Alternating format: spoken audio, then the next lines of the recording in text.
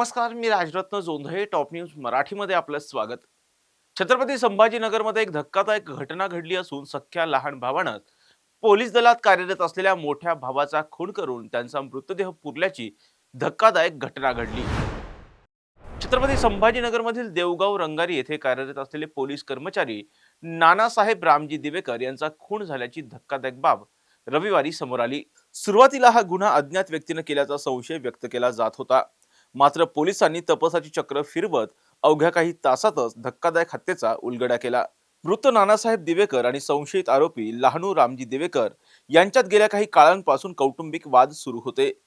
याच वादाचा राग मनात धरून लहानूने 2 जानेवारीच्या रात्री ही हिंसक घटना घडवून आणली. जेव्हा नानासाहेब घरात गाढ झोपेत होते तेव्हा त्यांच्या डोक्यावर धारदार शस्त्राने वार करण्यात आले, ज्यामुळे त्यांचा जागीच मृत्यू झाला. खुनाचा कोणताही पुरावा मागे उरू नये या उद्देशाने लहानूने घराच्या जवळच असलेल्या पत्र्याच्या शेडमध्ये खड्डा खोदून मृतदेह तिथेच गाडून टाकला.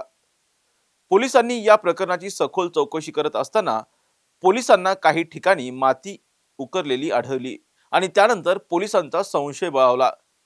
पोलिसांनी पोलिसी खाक्यात दाखवताच लहानू रामजी दिवेकर यानं गुन्हा कबूल केला. पोलीस दलात येण्यापूर्वी नानासाहेब दिवेकर हे भारतीय लष्करात सेवा बजावत होते. भारतीय लष्करातून निवृत्त झाल्यानंतर मागील 7 वर्षांपासून महाराष्ट्र पोलीस दलात ते कार्यरत होते.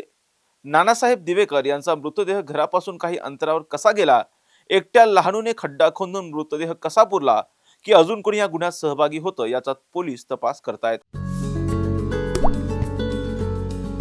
आता जोकासू एसटीपी या अत्याधुनिक जॅपनीज तंत्रज्ञानाने सुसज्ज, quick installation, energy efficient, noiseless blowers, low maintenance या आणि अशा वैशिष्ट्यांनी परिपूर्ण जोकासू एसटीपी तंत्रज्ञान प्रकल्प उभारणीपासून ते विक्री पश्चात समाधानकारक सेवा देणारी, भारताबरोबरच परदेशात देखील प्रकल्पांची यशस्वी उभारणी करणारी company Deccan water treatment private limited.